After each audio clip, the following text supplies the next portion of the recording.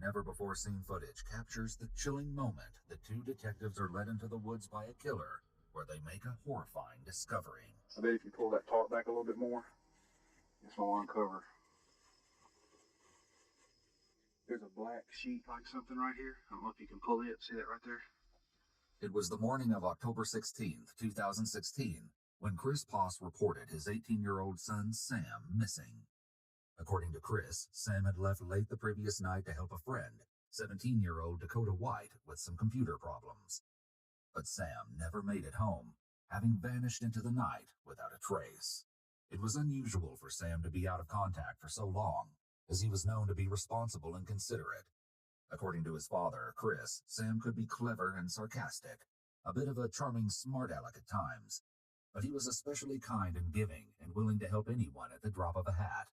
At first, only Sam's family was looking for him, but as the day went on, the search became more desperate. Sam's father decided to involve the police once he realized his son wasn't with any of his friends. In fact, none of them had even heard from Sam since the night before. A large foot search soon took place. In addition to law enforcement, family, friends, neighbors, and even strangers came out to search for Sam. A helicopter and multiple K-9 units were called in to help, but despite the monumental effort, there was still no sign of Sam. In an exclusive interview with Ewu, Brayson, who was 19 years old at the time and a close friend of Sam's, recounts what it was like to realize Sam was missing.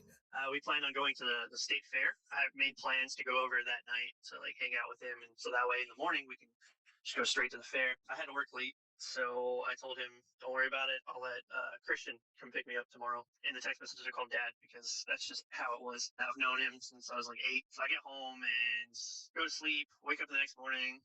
I get a call from Chris asking me if I've heard anything from Sam or seen him. And I said, no, this is a little weird. He's like, oh, okay, well, maybe he's at the fair, something like that. So we go to the fair, we run around looking for him, can't find him. Also, the time after that, it was just kind of a blur. We just, really one thing after another, we just kept looking. Police approached Sam's girlfriend, hoping she might be able to shed some light on the situation. The following footage has never been seen before. It's been analyzed by a licensed professional counselor. Do you know where you could possibly be? I've been thinking about that, and I have no idea. Because all of his friends, places that he might be, they're trying to get a hold of me and asking me if I know where he is. It kills me. Because what if something bad happens? True. That's what we're trying to find out. Even while interviews with Sam's friends were still in process, Dakota, the last person to see Sam, took to Facebook and posted multiple news links and asked everyone to keep looking. Pretty much when the relationship ended, 2 or 3 weeks ago. Why? We were both going through a really rough time, and we just couldn't deal with each other and deal with our problems at the same time. What kind of problems? Oh, yeah. We both were kind of struggling with depression. Depression? Mm-hmm. Investigators also decided to speak with Dakota, the last person to see Sam. Dakota had participated in the earlier foot search, and while investigators had already spoken with him at his house, they decided to bring him into the station for a more structured interview. Just like I said, you done told me already, but we need to go over with it a little bit more thorough than outside get back here. But take you back to Saturday night. What? Before we met? Well, yeah, before we met Friday morning, we met Saturday. I met some on the game. We're playing a game together as usual. Mm-hmm. Something we were working on in the game. It was kind of bugging out on my end. Mm-hmm. And I'm not the smartest when it comes to the software. I'm more like the hardware when it comes to the computers. He's a software type of person. And I asked him if he could come help me out. He said yes. I told him I could pick him up real quick. I went and I picked him up. He came by. He helped me with it. Went to leave. I went to walk out. He said he'd walk. It was fine. Okay, go out the door behind him. That's the last time I saw him. Police were able to confirm that Dakota, under the username Coffee Chew, messaged Sam, aka Exterval, on the night in question, asking him to come over. Later that same night, Dakota sent a follow-up message indicating that he was still having difficulties. But Sam never responded. Instead, Dakota was contacted by Sam's father the next morning as he began the frantic search for his son. This story aligned perfectly with what Dakota had previously told police. Maybe too perfectly. But when they did a brief search of his property, hoping to find clues as to which way Sam might have gone, they found nothing incriminating. However, they did notice a small trailhead in the backyard. For reasons Dakota is about to share, it didn't seem likely that Sam had gone that way. Did y'all talk on the way there? Not too much. He just asked what exactly was going on, and I was like, I'm not sure. I think I messed up the code somewhere. It was punching the numbers on the script for the game, and I just messed it up a lot because I'm not good with numbers. So I just, I told him what was going on. He said, okay, look at when we got there. And that's it. It's only about not even a 5-minute drive from my house to his, so. Okay. And at the time, he wasn't wearing any shoes, or did he bring his shoes? No, he wasn't wearing any shoes. Okay. When did his father come home? It was about 5 p.m. yesterday. I just got home from, like I said, my family was visiting and everything from Florida. I just got home from that, and he showed up about the time I showed up. It was about 5 p.m. Sunday? Yes. What did Dad ask you? We had 5 p.m.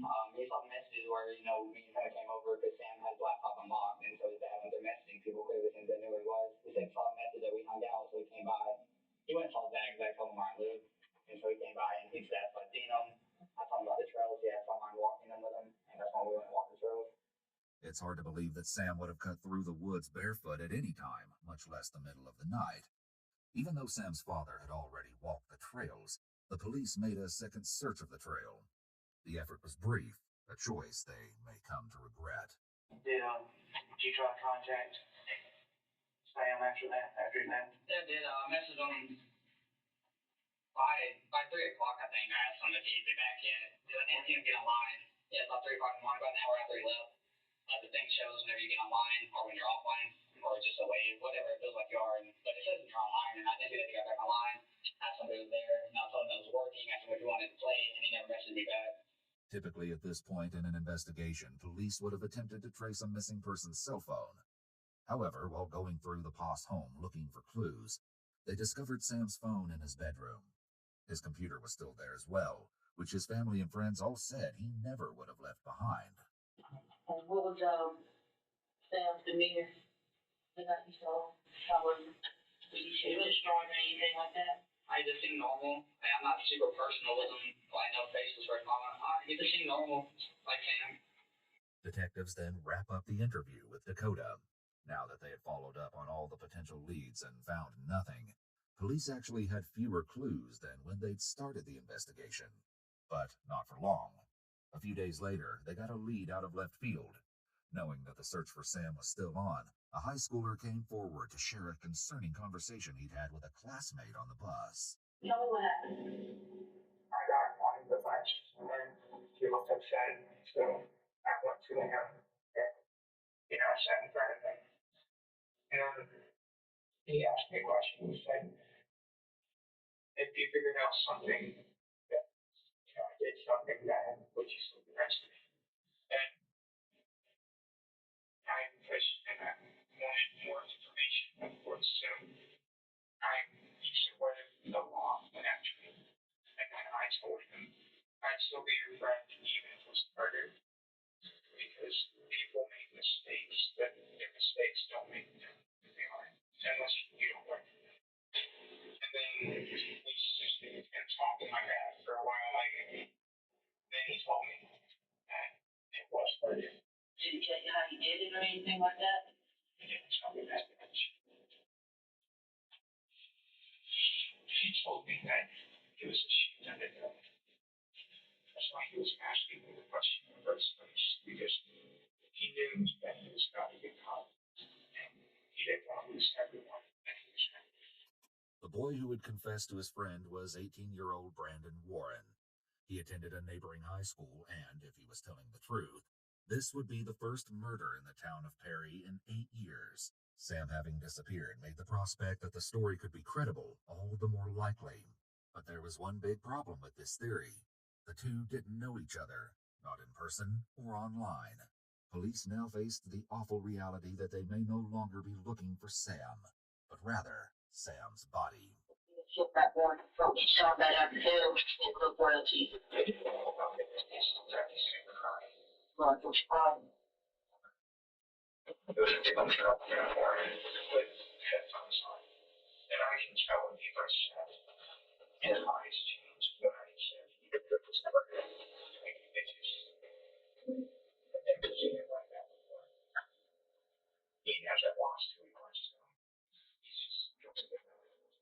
addition to this startling information, the quote, "Who could love you but the mold that sprouts from your cold, sad corpse," was posted to Brandon's social media. Police were ready to pivot their investigation to focus on Brandon when they received another lead, this one even more puzzling than the first, since it came from a young man in Oklahoma. Instead of pointing the finger at Brandon, this tip targeted Dakota. I mean, he got online just like normal, and I was just like, hey, because we usually chat every day. And This is Dakota you're talking Yes. about? Okay. And I was just like, hey, what's up? What's going on? And he's like, just got back, pretty tired. I did something you're probably not going to believe. And I was like, shoot, let me hear it. He's like, I killed someone. I was like, okay, yeah, you're right. I don't believe you, you know? And then I didn't even figure out who it was until I think three or 4 days later. I just kind of entertained the thought. I was like, okay, so like, what happened? Why'd you do it? Like, were you in danger? Did somebody like threaten you or anything? And he's like, no, I just want to know what it felt like to kill someone. Apparently, this informant was a long-distance friend of both Dakota and Sam. Along with a few other boys, the group had met at random while playing a game called Rust. They ended up liking each other and decided to stay in touch through Discord. According to the tip, Dakota had taken it upon himself to use the platform as a confessional. From memory, Dakota's friend took it upon himself to share what Dakota told him and another friend. The message he sent read, I asked him, Dakota, how his night was, and he said, oh, pretty interesting, did something you won't believe. I asked him to elaborate, and he said, I killed someone. I immediately brushed it off but he continued on about it, so I asked, how did you do it? And the next words he said literally sent chills down my body. He said, I asked the guy to come help with my computer and gave him a ride, and from there, we killed him. I asked him to continue and asked what he had learned, not thinking he was serious, and he said, bodies are heavy. I'm glad my friend was with me, not skipping a beat or with any remorse. The friend of Dakota's went on to write, I can't believe he perished at the hands of someone he trusted as a friend. I'm tearing up as I'm typing this, but I'm so sorry. I knew and couldn't do anything, and Sam is gone. Dakota told me this as soon as he got home that same night.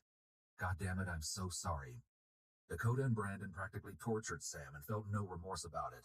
He said it took around 30 minutes to an hour before the deed was done, and Sam stopped breathing. I know this is hard for you to read, and dude, it's something I will never forget. An innocent life gone for literally no reason. I can't believe what would drive someone to commit such an evil act and calmly tell someone over the internet hours after it happened. The friend went on to add, he mentioned that he didn't want you to find out. I remember that. His chuckle after he told me he went to help find Sam is something I will never unhear or forget. When police received this information, they likely assumed that the victim in question had to be Sam Poss. After all, no other local had been reported to be missing, which reinforced everyone's worst fears. However, they had yet to find a body, and had only the claims of a few boys to go on. They were going to need a lot more information if they wanted to locate Sam, alive or dead. When he just came to me with this, it was just completely out of the blue. I didn't expect any of this. There was no signs leading up to it. And I just kept thinking to myself, like, why, though? Why? There's literally no reason. You're throwing away basically your life when his life wasn't even too bad, in my opinion. And after that, I was like, you know, like, holy, if you're being for real, you killed somebody. Like, you're going to have to live with this. Further messages between the friend and Dakota revealed just how callous Dakota's confession was. The friend wrote, I asked him again in disbelief, why? You literally ended someone's life, hell, a friend's life, someone who trusted you, for what? No reason? He then replied, yeah, I was just curious about what it was like. I replied in shock with, I'm glad I don't live around you. I would hate for one of us to have to die should that situation be repeated. I then asked afterwards, why are you telling me if you're actually serious about this? Why me? Dakota then said, because you don't know where I live or live near me. When sharing the confession with other members of the group, the friend said, I've never talked to someone and had a feeling of complete coldness overtake me. But as he went into details about it, like, holy shit, I was freaked out. Understandably, the Discord group went wild, and there was a lot of speculation as to what had driven Dakota to do such a thing, as well as anger. One member wrote, I wonder what truly makes someone do this. Like, it can't just be for no reason. As if that wasn't incriminating enough. Dakota's aunt also reported that she had reason to believe her nephew had been involved, based on something she had heard from Dakota's mother. Right away, police brought Dakota's mother, Rebecca, in for a conversation. When did you, what day? Well, you know, like I said, that was actually Wednesday when it really, they gave me all the information to tell. According to Rebecca, Dakota had come to her house and announced that he'd killed someone. Distraught, Rebecca had gone to her sister and asked her to call the police, as she couldn't bear to turn in her own son. Did you ever go he would do something like that? And like I said, he had done so much better. And I could do well, and I could even have people out of it. Dakota's mother thought he'd outgrown his diagnosis of bipolar disorder, which she said he'd been diagnosed with around the age of 10. By age 15, however, he allegedly stopped taking his prescribed medication.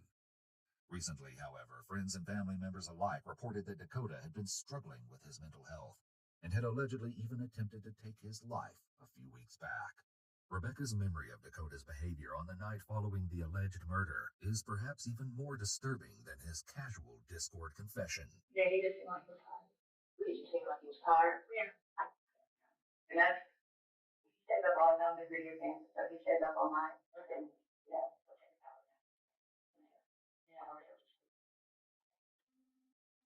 So that's all the changes he saw in him. It looks like, yeah, he's fine. He's fine. Now police faced a predicament.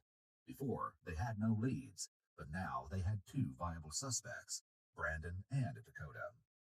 Both of their alleged confessions lined up with the timing of Sam's disappearance. Neither of them, however, had named Sam as their victim.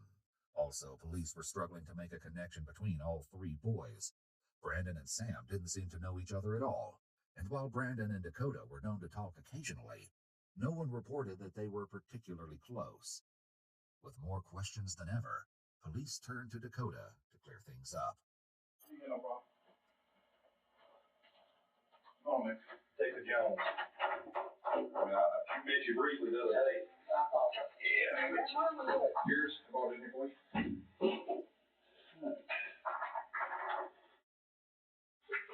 4285. Yes, we check. There you go.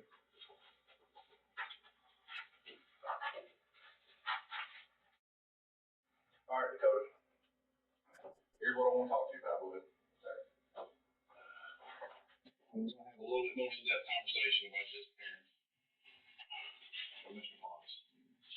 Okay? We've been looking for him for several days. And we hadn't found him yet. His mom and dad and his family are extremely distraught. And you can understand that. And you will one day when you have kids. Okay. One day. Okay. So you know how upset they are. Okay. With that being said, we need to find him. Okay. Now, we've been to your house a couple times to talk to you. We talked to the rest of the people in your household. And there's more pieces of the puzzle that we've come across that has opened a few avenues and a few leads that we need to discuss with you. Okay. It's going to be tough. Okay. But at certain times in our lives, we got to man up. Okay. Notice how Dakota goes very still and very quiet. He's demonstrating the freeze response here, likely triggered by the pressure the detective is putting on him. Significantly, even though he's pressing for information, the officer maintains the good rapport he's built with Dakota and hopes Dakota may be willing to talk. Additionally, the officer is already planting seeds of doubt in Dakota's mind by hinting that they have evidence implicating him, which they do. Police officers may use this strategy to test the suspect's reaction by letting the suspect know there's strong evidence against them. They may observe their behavior, gauge their level of involvement, or prompt them to reveal additional details. Kind of tell me, go back over that night when he came over to the house. No, he does, like, starting from the Start from the beginning. sitting at home, we're doing something with the video game, like I said. The phrase, like I said, is a reference statement and isn't a good start to convincing the police he's innocent, as it's a red flag for deception. Interrogators pay attention to such statements, as they may indicate the individual's attempt to maintain a consistent narrative or to draw attention to specific points they want to emphasize. I was having a little bit of issues with it. Figured it'd be easier if she came personally to show me and so just not to explain everything. So I asked them if he would mind coming over. He did not mind. So I told him I'll just come pick them up. And if I have them, I left my house, picked them up, came over to the house. I went in, he did all my computer stuff for me. He showed me what to do. Made it a lot quicker and easier. And, went to walk out and said, it's fine. I stopped far. He left my locked the door behind him. It sounds rehearsed, it lacks emotion, and it seems he's giving as little information as possible in an effort to minimize how many lies he'll have to recall next time he's asked to give details regarding what happened that night. There's no actual story to it, and it's almost like bullet points that he's hitting instead of a description of events. The officers definitely won't accept this version without a lot more questioning, which they begin immediately. Okay, let's stop for a minute. Okay? I want you to think real hard about what I said just a second ago. And that is that there's other pieces of the puzzle that we uncovered that you don't know about. And in this world, honesty is your saving grace. It's your own, that's your friend. Okay? Tell me what really happened that night. So far, the only thing I've been fully honest about was I've spoke with you multiple times. I did tell you I was alone the rest of the night that I haven't left my house. I left somewhere around 30 gallons. I stopped to get gas at this point in time. Where you stop getting gas in? The flash foods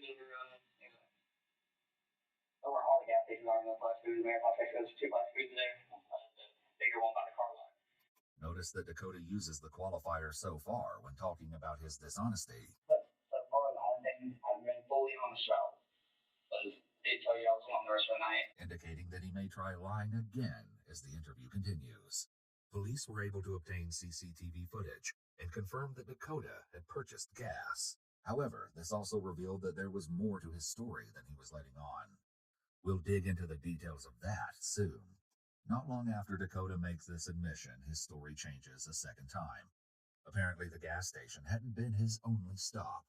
Well, I left my house at a certain time after 2 o'clock, and after Sam left and everything. Who did those things? Dude named Brandon. Okay, Brandon who? Warren. W-A-R-R-E-N. Now that's a name police are familiar with. Brandon Warren was the other boy who confessed to murder. Perhaps the two leads weren't as separate as they initially appeared. Police may have wanted to speak to Brandon as well, but he refused to speak to detectives, leaving Dakota as the only one with answers. I believe that. I believe part of that. Okay. Because I know that Brandon was around the area. Okay. There's a lot. There was more that went on though. Okay. And now's your opportunity to get all this off your chest. Okay. Listen to me. I'm looking you in the eye right now. I'm telling you. I know that you've got a burden on you right now. I know that for a fact. I talk to some people. I know you have a burden on you right now. Here, the officer is doubling down on the seeds of doubt, trying to get Dakota to include more details in his extremely limited story by insinuating they have evidence against him. I talk to some people. I know you have a burden on you right now. In theory, an innocent person would not be bothered by the more evident statement, as they would have confidence that nothing would point to them. A guilty party, on the other hand, may hesitate or try to figure out what evidence police could have in order to explain it away. The officer is also appealing to Dakota's morals and ethics by emphasizing the importance of honesty. He also may be attempting to establish rapport by making him believe the police think he is a good guy, or, as stated earlier, able to man up or face it like a man. They may also be attempting to create cognitive dissonance within Dakota, pushing him to make an admission and do what's right by overthinking the consequences of getting caught. They're expecting that his identification with being a good man would be inconsistent with being dishonest or deceitful. This idea of him being good but hiding this secret would then cause heightened anxiety internally, which would then show externally, giving the police an indication of the things they should hone in on. Of course, this is all contingent upon Dakota believing a good man is honest and kind. I know you're scared 18-year-old kid. There's some very, very bad stuff happens. And now it's time to come to grips with it. Okay? So tell me what happened in your car.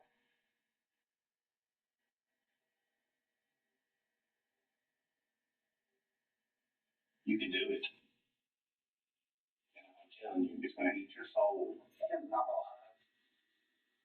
It only took 10 minutes for police to get Dakota to make the tragic admission that Sam was no longer alive.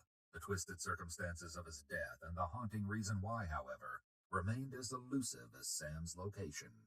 Police were faced with the daunting task of notifying Sam's parents that their son was deceased. In turn, the Poss family set their own grief aside long enough to notify those closest to Sam of the painful situation. Sam's good friend Brayson was willing to share what it was like to get the terrible news that Sam wouldn't be coming home. And I don't remember what time it was in the morning, but I was passed out. My mother came into my room crying. She gave me the phone, and it was Nicole, Sam's mother, and she was telling me what happened. And I just remember everything just didn't feel real. It just felt like I was just in a dark room, and I was just hearing her voice telling me what happened, that Sam was murdered. Like, after that, everything is almost like a dream. Like, I don't remember much of it. Back in the interrogation room, the police buckle down to get the details from Dakota. However, they need to be very careful not to damage the rapport they've built so far. Because Dakota didn't have a cell phone, and Sam left his at home that fateful night, they can't digitally retrace their steps. This means police have no way to find the body unless Dakota leads them to it. They'll need to proceed very cautiously to ensure they don't lose their most valuable source of information. What happened? Tell me. You got a burden on you right now, and it's gonna eat your soul. Tell me what happened that day. I don't even know what happened. Tell me how it happened. And I was just having very bad thoughts. Not too long ago, I also tried to commit suicide. I thought my doctor's report or somewhere. Okay. And all the things are, I just felt like I could kill someone. Well, let me ask you this. Did you kill Sam by yourself? No. Who was with you when Sam left this world? Brandon. Okay, Brandon Moore. And how did that happen? Brandon has kind of a hard life too. I know Brandon's a money for himself. You were going to kill ourselves. Before we kill ourselves, I wanted to fight to take life. Okay. Knowing what we do now, Dakota's Facebook posts calling attention to the case no longer appear as thoughtfulness from a worried friend, but something far more sinister. Earlier posts, including one that says, "I wouldn't mind taking a knife, shoving it into someone's throat, and just watch them choke on their own blood until they die." And another that says, "1 cut, 2 cuts, 3 cuts, 4, how many more till I hit the floor," become even more unsettling. But perhaps the most haunting is a post that simply says, "Shh," made just 2 days before Sam's death. How long you been having thoughts about killing yourself? I never like life.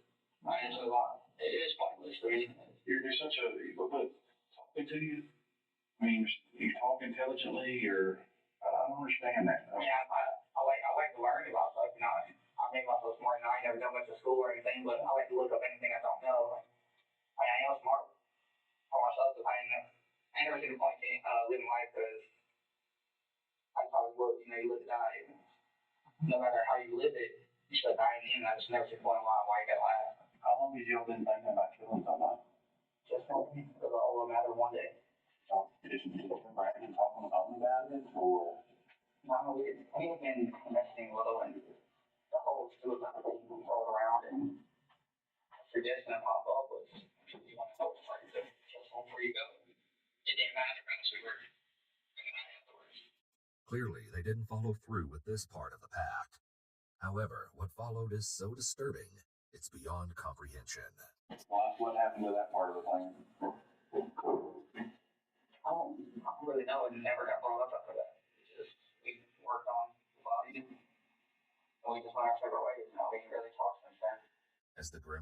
gravity of the situation continues to set in, police are faced with what must be the most difficult part of Dakota's confession to listen to, the details of how he and Brandon took Sam's life. Hopefully, he'll also finally reveal where the body can be found.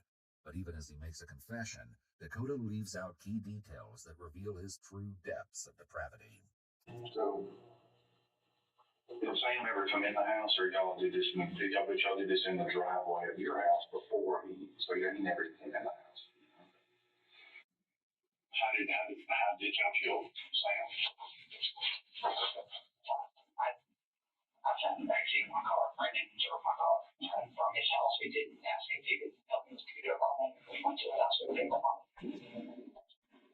my driveway after he crashed Sam. So Brandon stabbed him 2 times. Brandon stabbed him 3 times? Where did he stab him at?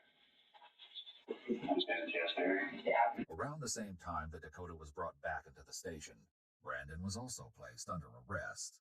Police searched the house he shared with his aunt, collecting electronics, clothing, and shoes as evidence. They also brought up the topic of evidence with Dakota, perhaps in the hopes that a trail of physical evidence could help lead them to Sam's location.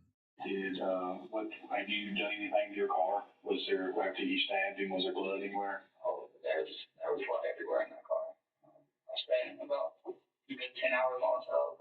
Just by yourself? Yeah, it was, I went and sold some stuff. I just got refunds, bought a bunch of cleaning supplies, and just tried to do the best I could. I couldn't get rid of the car, clearly. The item Dakota returned was a headset he'd purchased from GameStop. Although the item was returned, Dakota will later reveal that he found a new, disturbing use for the bag it came in. However, that's where Dakota's reliability stalls out. Based on a conversation police had with Dakota's stepfather, Ken, police were inclined to believe that this part of Dakota's story was, once again, not the full truth. What do you do, Sunday morning? Well, yes, we could, clean up the car and stuff like that. I actually asked me Saturday night to do the like his grandparents gave him that car. I figured detailed out and everything. I already say, I overheard him talk to his mom earlier about stuff and carry it over the seat. You overheard the conversation you were saying that? Yeah, I was in bed when they were talking. Okay. Yeah, probably I think they was before they left to the birthday party. He said, Michael gets out, let's go to Terry's other. And what did you see when you started playing the car? And just dirty. I mean, he said he could, I think we get the same out seat. Yeah, we go get some clean stuff. And, like I went and got clean stuff on Saturday night. Go to do it at Walmart and pick up a few things. You went to Walmart yourself? It seems obvious that cherry soda and blood do not look the same, and it would be difficult to mix the two up. Dakota's stepfather appears to know this, and may have been in denial, trying to convince himself that he wasn't looking at blood or helping to clean it up. This denial very likely could have been a panic response. He knows Dakota and may be trying to help him by believing his story about the soda. However, as his stepfather shares this story, he engages in some anchor point movements, but then goes very still at other points. It's clear he has heightened anxiety, and by now, he probably knows exactly what's going on and that it was actually blood. How big was this thing where you saw? Well, there's on the bottom, like, Good, stand up. right here, this part seat. On that part seat? That's just, it wasn't that bad. It looked like, like something concrete steps in my house. It looked like that, like great, so it wasn't, it was like an old thing. You like the old thing? Gray color? Yeah, it's like great color. It wasn't even like brown or nothing, too. This testimony was enough to justify a search warrant for Dakota's car. However, police found that the passenger seat where the alleged cherry soda stain had been was now perfectly clean. Using a black light, police found evidence of some biological fluid luminescing on the center console. Further testing revealed that the substance in question was, in fact, blood. What clothes were y'all wearing that night? Because I'm sure, what did you do with the clothes? Brandon's shorts got burned because there was blood on them. Where did it burn at? Where did you burn it at? Where did the shorts get burned? That's what the social was saying. At my mom's house, so they have fires every night, not to the box over there. Mom's house? Yeah, they have a fire pit in the front yard. I said, hey, having a fire tonight. They were. I said my grandmother was in town, and family in town, so I said they might be having a fire. So I had anything we had ever touched up on the trash bag. I'll come put on the fire, got some trash cleaned up. Okay. sheets were in it. Hit the brain, had a pair of shorts. I had a shirt that threw in there. Same shirt as this one, just so I three had. I had my shirt in there. You burned it when it was in the sack. Everything y'all had used. Anything we had touched, anything, just plastic bags, stuff like that. Anything we had touched, I had. Despite what Dakota says about burning the evidence, police were unable to confirm his story.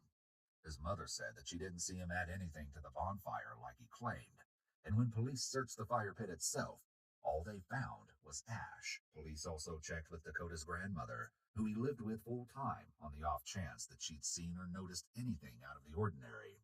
Did Dakota seem distraught or anything like that? It seemed like nothing else. I thought nothing that it could take. Alright. I thought nothing that it could take any of this. The gutter never gave me any problems. When he moved in with us, he wanted the internet. I thought if we got the internet, he'd have to go to work. I started working for him at the store.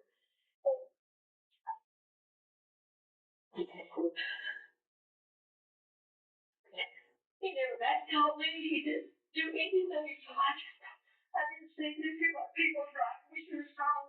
I did not. Dakota's grandparents had been out of town the night Sam went missing, raising the question of just how planned out the attack had been. If it truly was a spur-of-the-moment decision, like Dakota is implying, it would be awfully convenient that the house happened to be empty. The question of premeditation is added to the list of answers police are looking for, alongside the primary goal of finding Sam. Well, you said that you choked him with the wire? Yeah, I started to hit it. What kind of wire was it? It was probably like a short little telephone wire. Telephone? Oh, okay. It was on, I just picked up, take with me. You can try that way or. Once that broke down, what did you use? I was in the back right on the seat. Okay. Did you struggle? Not really at all. Did you say anything? Whenever the wire broke, he asked what we were doing. The only thing I said was, I'm sorry. What did Brandon say? Brandon never said anything throughout the whole thing. And he didn't say nothing. He kind of stood there for a minute. Dakota is trying to position himself as the nicer of the two of them here by acting like he said he's sorry, while Brandon didn't say anything. This is also probably an attempt to be more believable. Remember, people tend to believe people that they like, and it's easier to be liked if you come across as nice. This is an important manipulation tactic. However, Dakota slips up here. He states that Brandon just kind of stood there, but that wouldn't be possible if they killed him in the car. Is it possible that Dakota is hiding something, or did he just make a mistake in his statement? I say he stabbed him once. Did Samuel, after he got stabbed, did he all scream and you never said anything? That's what he was on there. Like that, it's not like he was so, he put his hands up there. It was not like he was pulling on me or anything. He just took it. So did you have your arm around his neck when you felt the light leave his body? Yeah, I held for quite a while, probably about 20 minutes. How did you hold? I just want to make sure he's dead. I don't feel any more than he had to out there. He just stabbed him, especially. At that point, I just wanted to make sure he's dead and make sure he wasn't in pain. This is a shocking way to try and once again paint himself as the good guy or nice guy. He's trying to make it sound as though he put Sam out of his misery, which is absurd given that he just admitted to strangling him. It's not like I did this and enjoyed it. I felt bad for him. Like I said, I put a wire broke and everything. And I thought, like, okay, dropped in. The loss of Sam took a huge toll on the Poss family and changed their lives in countless ways. In addition to grieving, Sam's father, Chris, faced serious professional consequences that changed the course of his career, which he was willing to discuss in an exclusive interview with EWU. I couldn't do the work I was doing anymore because of the constant reminders of Sam. During the trial, I knew he had been strangled. We knew the cause of death. During the actual trials, the medical examiner explained that he had been strangled with an Ethernet cable, like you use for computers to connect to a network. I was doing IT work for a hospital at the time, and constantly using and plugging in and carrying around Ethernet cables. And I didn't realize at the time, but every time I was interacting with the cable, I was getting a subconscious image of Sam's murder. As if that wasn't horrific enough, Dakota offered up even more details, this time about the knife used to stab Sam in the chest and torso. Those two knives, one was not involved. We obviously started having trust issues right after that. We threw away another knife that was just in the car. Neither of us had used it. It was just in the car. We didn't trust each other at the time. Or is it, like, stab each other? Yeah. So like, I don't trust you right now. I'll break and move you back. We're gonna put these knives away and not touch them. Did you just send in the Facebook message that said, I'm still having trouble when you get home? I just like the steam thing that I talked about. Cover up thing. Yeah. Just to make it look a little better in case we got to looking into that. I messaged them and asked them to come over. So I messaged them, hey, you back? Establishing that Dakota thought to send this message after the murder could help to prove premeditation, which might affect the charges he will face. Now that investigators know Dakota attempted to cover up his wrongdoing, they transition to the grisly details of the deadly attack. What were you thinking while that was going on? You had all of him and he was stabbing him. What was your thought process at that time? Just wanted to stop him. From the first time I grabbed him, it started with a wire. I didn't want to touch him. The wire broke. And I didn't want to do it again after that. He hadn't been stabbed at this point, but I was like, and it went too far. We kind of knew we were trying to. And then talk up the guy, and we couldn't just let him walk away at that point, and I just wanted it to be over. Where did the wire that you had used? And around his neck for a part of it. I'll leave him in his car. We didn't trust him these days, so we tied a bag around his head while we were inside, getting everything together.